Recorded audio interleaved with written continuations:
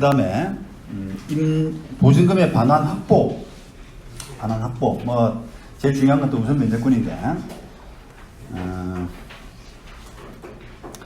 임대차 보증금을 이제 좀 확실하게 돌려받는 그런 제도, 그다음에 우선 변제권, 소액 임차인의 우선 변제권, 그다음에 임차권 등기 뭐 이런 거, 이런 제도를 이제 임차인의 반환 확보라고 해서 뭐 학설상으로 이렇게 카테고리를 한번 해봤습니다. 우선 변제권 5조의 2항 제3조 1항의 대항 요건을 갖추고 그 다음에 확정일자를 받으면 우선 변제권을 가진다. 그건 후순위 권리자나 기타 채권자보다도 우선해서 보증금을 받을 수 있다. 이런 거죠. 그러면 이제 뭐 아시겠지만 그럼 이게 우선 변제권이 없으면 어떻게 되냐? 라고 하게 되면은 순위가 없잖아요. 그러니까 채권이라고 하는 측면에서는 그냥 일반 채권자로서 안분해서 담보물권보다는 늦고 안분해서 받을 수밖에 없는 처지인데 우선 변제권을 인정함으로써 자기 순서를 가지니까 그것은 뭐 의미는 있죠. 됐습니다. 그래서 이제 쭉 절차에 관해서는 있고요.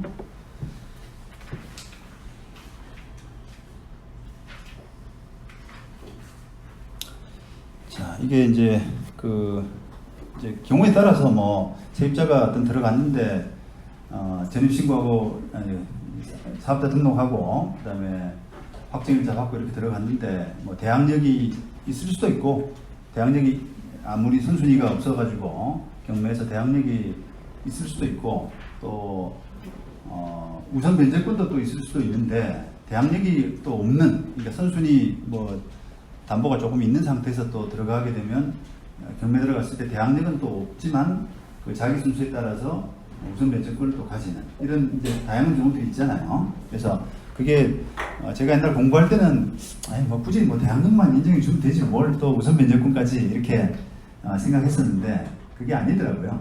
이 대항력과 또 별개로 우선 변제권은 또 의미가 있는 것이고 그래서 그런 부분들을 좀 생각을 하셔야 됩니다.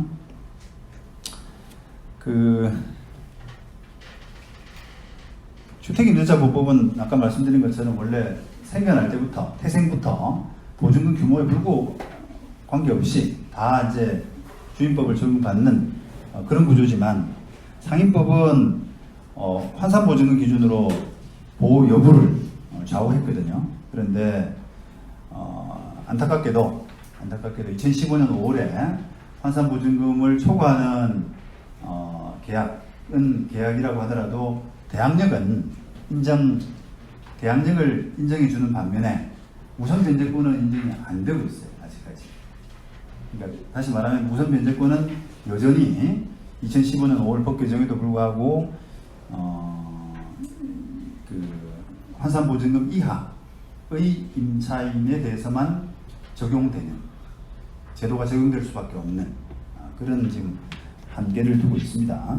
그게 저도 조금 그때 법사위원한 사람 친구가 있어서 좀 들었는데 왜 그렇게 했는지 좀 이건 되고 이건 안 되고 하는 게 왜 그렇게 했는지 좀 이유를 들어봤습니다만 좀 이해는 잘 안 되더라고요. 어쨌든 지금 우선 변제권을 환산보증금 초과하는 그런 임대차 계약에 우선 변제권 인정해 주게 되면 굉장히 좀 분쟁이 복잡해질 우려가 있었다고 하더라고요.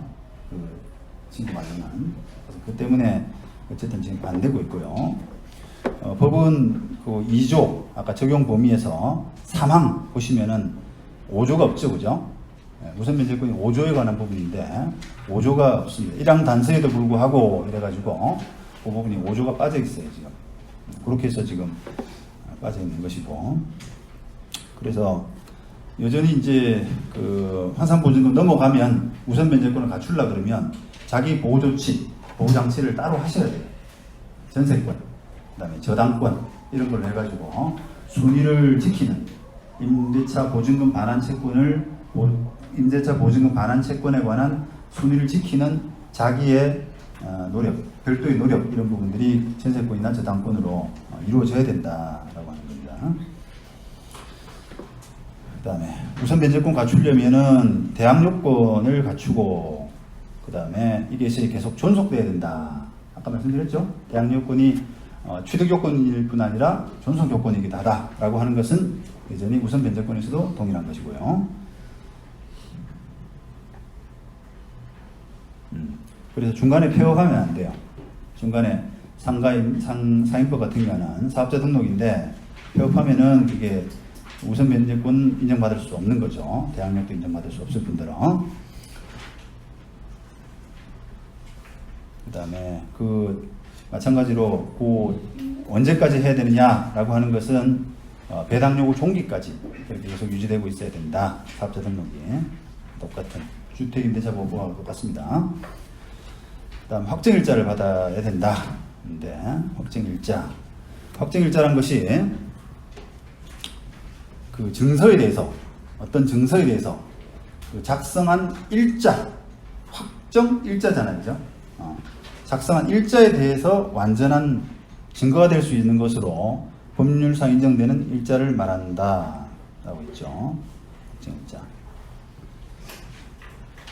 그래서 그런 이제 그 도장을, 관공서 도장이 될 경우에 그런 확정일자 부, 확정일자 인, 또 거기서 만들어지는 대장이 확정일자 부, 이런 건데, 그런 것들이 이제, 를 통해서 날짜를 속일 수 없도록. 너 임대차 계약에 언제 꽝 도장을 받았으니까 그날에 뭔가 계약이 있었던 건 맞아. 두 사람이 짜서 뭐 했던 그건 상관없이 적어도 그런 문서가 그날 만들어진 것은 맞아. 라고 하는 정도의 어떤 그런 부분을 담보하기 위해서 확정일자를 하도록 하고 있습니다. 그다음 확정일자 이제 부여 대상자는 그 모든 세입자가 아니라, 모든 상가 세입자, 상가점포 세입자가 아니라 아까 이 법을 적용받는 사람만 해줘요. 법을 적용받는 사람. 그러니까 우선 변제권이 아까 말씀드린 것처럼 환산보증금 초과 세입자는 보호가 안 된다 그랬잖아요. 우선 변제권 인정 안 해주니까 그런 관계없는 사람들의 임대차 계약서까지 도장 찍어주지는 않습니다. 그래서 그거 범위 안에 들어가는 사람. 그 다음에 확정일자 부여 절차에 관해서는 이 법무부령 상가 건물 임대차 계약서상의 확정일자 부여 및 임대차 정보 제공에 관한 규칙이 해서 이제 자세히 규정을 하고 있습니다. 여러분들 좀 보십시오. 확정일자 신청서 양식, 그 다음에 상가 건물 도면, 확정일자 인 이렇게 생겨먹었고요. 확정일자 부 해서 확정일자를 찍어주고 나서 이렇게 만들도록 돼 있어요. 관에서. 그래 나중에 그런 확정일자가 맞느냐라고 해서 분쟁이 될 때 관에서 답을 해줄 수 있잖아요.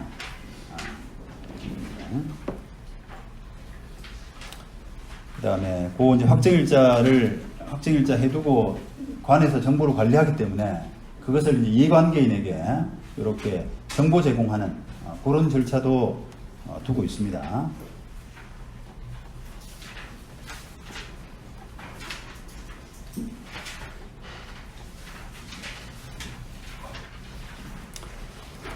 자, 그 다음에 임차 건물이 경공매에 의해서 매각될 것, 뭐 당연하죠.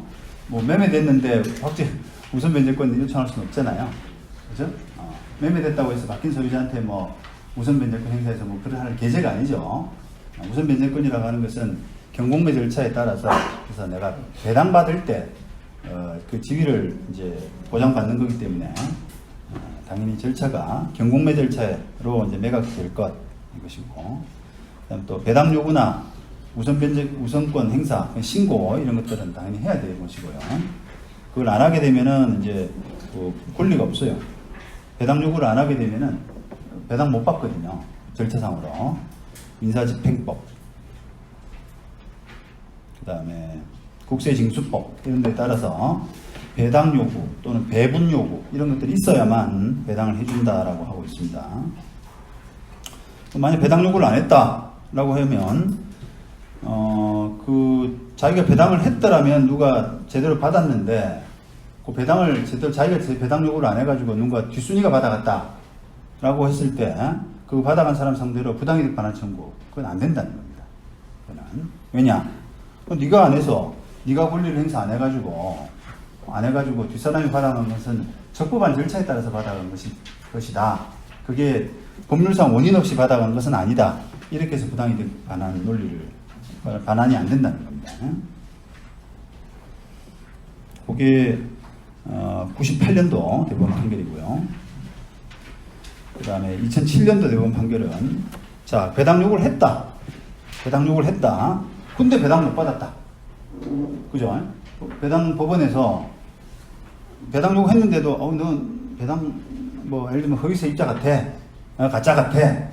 그래가지고 배당을 안 해줬단 말이에요. 그러면 보통은 우리가 그런 절차는 그 부분에 대해서 이제 배당 이의로 다투잖아요. 세입자가 배당 이의 자기 후순위 받아간 사람 상대로 배당 이의를 해가지고 다투는데 배당 이의를 안 하고요. 또는 못 하고 배당 이의라는 게 그게 얼마 만에 받는 거예요? 1주인가? 2주? 1주? 1주 안에 받는 것 같아요.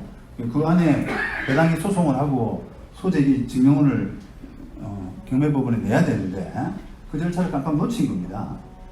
그래서 그냥 배당이 확정됐어요. 그러면 돈 받아갈 거 아니에요, 그죠? 후순위가. 그럼 그 사람 상대로 이제 그때서야 부당이득 내놔라. 부당이득 돌려줘. 라고 소송을 한다면 어떻게 되냐? 그거는 괜찮다는 거예요. 그거는 가능하다. 물론 그 전제는 당연히 이 사람이 배당받을 자격이 있는 사람이 다 따져보니까 가짜 세입자도 아니고 순위상으로도 이 사람이 배당받아야 마땅한데 배당법원에서 잘못 배당을 해가지고 이 사람한테 다른 사람한테 배당을 해줬다면 그건 부당한 이득이다. 그러니까 그 차이는 배당 요구를 했느냐 안 했느냐에 따른 차이입니다. 배당 요구를 안 했다 그러면 더 이상 할 말이 없는 거고 배당 요구를 했는데 못 받았다면 그거는 다툴 수 있도록 기회를 주는 겁니다.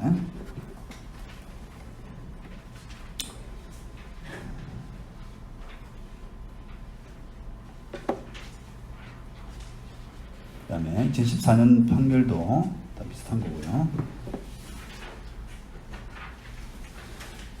그 다음에 마의 대항력과 우선 변제권 상호관계에서 뭐 많이 나오죠. 대항력하고 우선 변제권의 두 가지 권리를 다 가지고 있는 임차인이 우선 변제권을 선택해가지고 나 배당 받겠다. 굳이 대항력 주장 안 하겠다. 이렇게 해서 첫 번째 경매 절차에서는 보증금 전액에 대해서 배당 요구를 했는데 보증금 전액을 다 못 받고 일부분 받았다 라고 하게 되면은 낙찰을 받은 사람한테 나머지 돈을 반환 받을 때까지 대항력은 여전히 주장할 수 있다. 그죠? 대항력하고 우선 변제권을 겸유하고 있었기 때문에 같이 갖고 있었기 때문에 가능한데 우선 변제권을 한번 신청해서 그 다음에 경락으로 인해서 그게 소멸됐다면 두 번째 경매 절차 다시 경매 들어간 절차에서는 우선 변제권에 의한 배당은 안 된다는 그런 판결이에요. 그건 뭐 대법원 판결이 많이 있습니다. 2006년도 사건 비롯해서 많이 있죠. 그런데 이제 요게 판결들이 경매 목적물이 이제 임대차 목적물 전부인 경우인데 판결들이 모두 이제 그런 경우인데 이게 만약에 경매가 전부가 안 나오고 일부가 나왔다면 어떻게 되느냐 이런 부분들도 실무상으로 상당히 많이 있는데요. 그거는 대법원 판결이 아직 없는 상태인데 하고심 판결도 좀 있고 해서 쭉 제가 서술을 했으니까 여러분들이 다음에 또 문제 생길 때 한번 봐주시는 걸로 그렇게 하시면 되겠습니다. 그래서 쭉 넘어가시고요. 그 다음에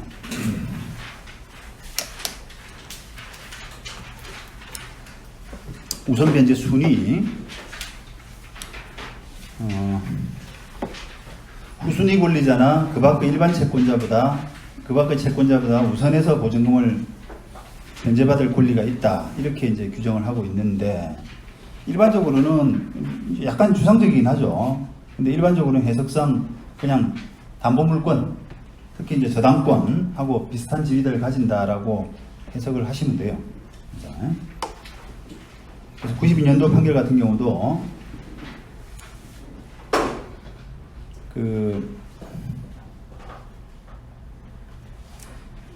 하우심 판결이 사실 지금 보면은 참 조금 이렇게 이런 판결도 이렇게 판결을 썼나, 너무 무지하다 이런 생각을 할 수밖에 없는데, 그 가압류가 이루어진 상태에서 그 다음에 확정일자를 받은 세입자가 확정일자를 받은 그런 경우에 만약 경매 들어갔다라고 하게 되면 당연히 뭐 동순위 아니겠습니까?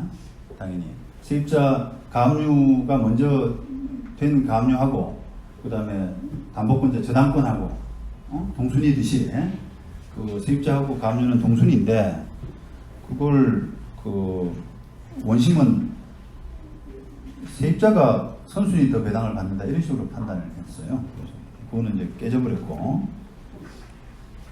해석을 완전 잘못한 거죠. 그 다음에 요것도 이제 하우심 판결이 아마 잘못된 대전, 제가 기억이 2007년도 대법원 판결도 하우심이 대전지방법원으로 제 기억을 하는데, 이것도 좀 뭐라 그럴까요? 그 세입자들 간에 다가구주택이었습니다. 경매가 다가구주택이 경매가 났는데, 다세대가 아니라 다가구주택이 경매가 났는데, 그 세입자들 간에 배당 순서를 대전지방법원 원심에서는 동순위라고, 세입자들 다가구에 여러 사람들이 살잖아요. 그 각각 전입신고 확정일자가 다 다른데, 그 다름에도 불구하고 그 동순위다 이런 식으로 해서 배당을 했어요. 이 배당에 대해서 이의된 이런 사건인데, 원심 2심 판결이 같은 순서로 배당해야 된다 이렇게 판단을 했는데, 대부분 아니다. 세입자 간의 순서는 세입자 간에 각자 받은 우선순위의 순서, 확정일자 순서에 따라서 배당해야 하는 것이 맞다. 지금 뭐 누가 봐도 이게 이론이 없는 케이스 같은데, 대전지방법원에서 이렇게 또 약간 엉터리로 판단했더라고요. 그래서 그런 거고. 그 다음에 임대차 계약 갱신과 우선 변제권, 이것도 갱신되는 과정에서 보증금 증액이 없다라고 하면 최초 대항 요건하고 확정일자를 갖춘 시점을 기준으로 우선 변제를 결정해야 된다. 이건 뭐 의문이 없죠. 그런데 갱신되는 과정에서 보증금 증액이 있다라고 하면은 증액 부분에 대한 우선 변제권 받기 위해서는 그 증액 부분에 대해서 확정일자를 별도로 받아야 됩니다. 지금 이 규칙, 확정일자 부여 및 임대차 정보 제공에 관한 규칙, 여기 보면은 계약서 원본의 여백의 확정일자를 직도로 하고 있기 때문에 이 증액 부분에 대한 확정일자를 별도로 이렇게 받기 위해서는 변경 계약서를 좀 쓰시는 게 좋아요. 새로 계약서를 하나만, 계약서나 변경 계약서 해가지고 도장을 좀 받을 수 있도록 해야지, 예전의 계약서에다가 다 처리하려고 하시면 도장이 여러 개가 되지 않습니까? 그죠? 그다음 막 지우고 옮기고 뭐 복잡하게 되니까 쓰시는 게 좋죠. 그리고 증액된 보증금에 대한 우선 변제권은 당연히 소급하지 않고 새로 확정일자를 받아서